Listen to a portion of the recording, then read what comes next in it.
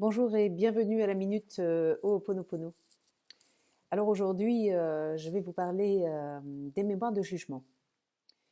En fait, on est pas mal à avoir peur de la critique et du jugement, sauf que on croit que c'est en 2020 qu'on a peur de la critique et du jugement, alors que ce sont des choses qui sont beaucoup plus profondes, qui sont arrivées à un âge beaucoup plus précoce, où dans la construction de l'identité et de la confiance en soi, eh bien, tout a été miné par la critique et le jugement.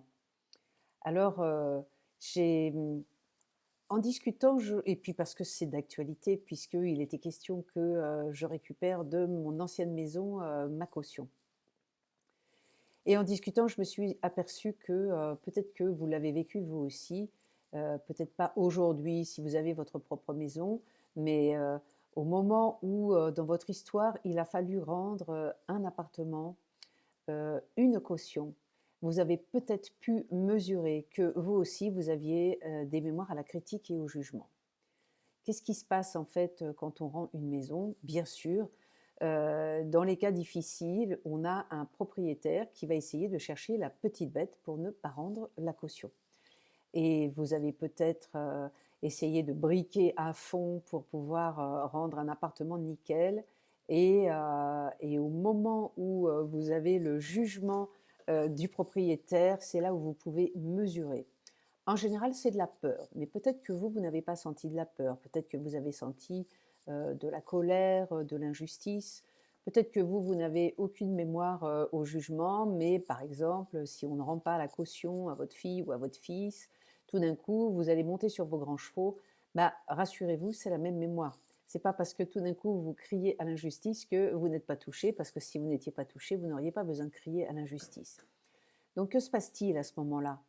Eh bien, l'autre va utiliser n'importe quel prétexte pour vous dire que ça ne va pas. Et il y a bien un objectif, en tout cas. L'objectif, c'est de ne pas vous rendre votre caution. Dans l'enfance, il n'y a pas ce même objectif, sauf que le jugement et la critique, c'est censé être pour votre bien, pour vous élever, pour qu'un jour vous soyez, je ne sais pas, un bon citoyen ou heureux en couple. La réalité, c'est que comme vous n'êtes pas du tout récompensé de vos efforts, eh bien, vous en concluez que quoi que vous fassiez, de toute façon, ça n'ira jamais, vous n'y arriverez jamais. Et vous voyez, je n'y arriverai jamais, ou ça le fera jamais, est peut-être une phrase à laquelle vous êtes accroché et qui, en apparence, n'était pas reliée à des mémoires de jugement et de critique, mais vous voyez bien que c'est ce qui se passe. On déploie tous ces efforts et en fait, l'autre n'a jamais eu l'intention de nous la rendre. C'est là où parfois nos parents, dans leurs histoires difficiles, n'ont jamais eu l'intention de chercher à nous aimer. Ils ont essayé de nous aimer en nous obligeant à nous contraindre à suivre leurs diktats. Et pour ce faire, vous avez été obligé de vous séparer de certaines parties de vous. euh, et vous n'avez pas pu construire ni de la confiance ni de l'estime. Alors aujourd'hui, vous pouvez faire tous les stages que vous voulez sur booster votre confiance en soi.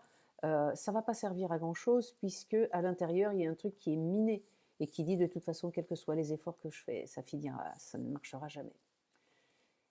Donc si vous avez ça, si vous avez déjà, alors moi c'était terrible, au niveau de l'estime, de valeur de soi, jugement et critique. D'abord quand j'étais petite, j'étais terrorisée à l'idée qu'on parle de moi et surtout à l'idée qu'on parle de moi dans ma présence. J'avais l'impression qu'un danger mortel allait m'arriver. Adulte, je ne supportais même pas l'idée que quelqu'un puisse parler de moi, non seulement dans mon dos, mais en dehors de moi. Comme une espèce d'angoisse, une espèce de peur qu'on me vole mon âme ou qu'on me détruise loin de ma présence sans que j'aie la possibilité de me défendre. Bon, vous voyez, je partais de très très loin. Et en remontant sur tous mes appartements, en fait, je me suis toujours débrouillée pour ne jamais être présente au moment où je rends les clés. C'est pour vous dire si j'avais vraiment une terrible mémoire à la, la valeur, la confiance et puis le jugement et la critique. Donc cette année, c'était vraiment la première fois, en fait, que j'affrontais seule rendre les clés. Donc je vous ai raconté toutes mes mémoires à la chatière, à l'humiliation, et qui sont complètement reliées aussi à cette terreur du jugement. Donc si vous avez peur que votre propriétaire soit dans le jugement de la saleté dans laquelle vous allez rendre l'appartement, alors que vous avez fait tout propre, ça montre bien que c'est blessé à l'intérieur, au jugement et à la critique. Donc vous pouvez parler à l'intérieur, au petit, à la petite, je suis désolée, je ne savais pas à quel point tu avais souffert du jugement et de la critique.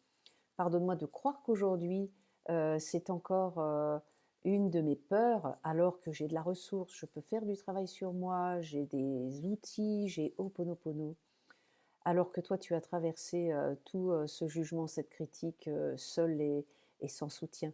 Je te remercie de m'envoyer encore ces petites peurs qui planent au niveau du jugement et de la critique.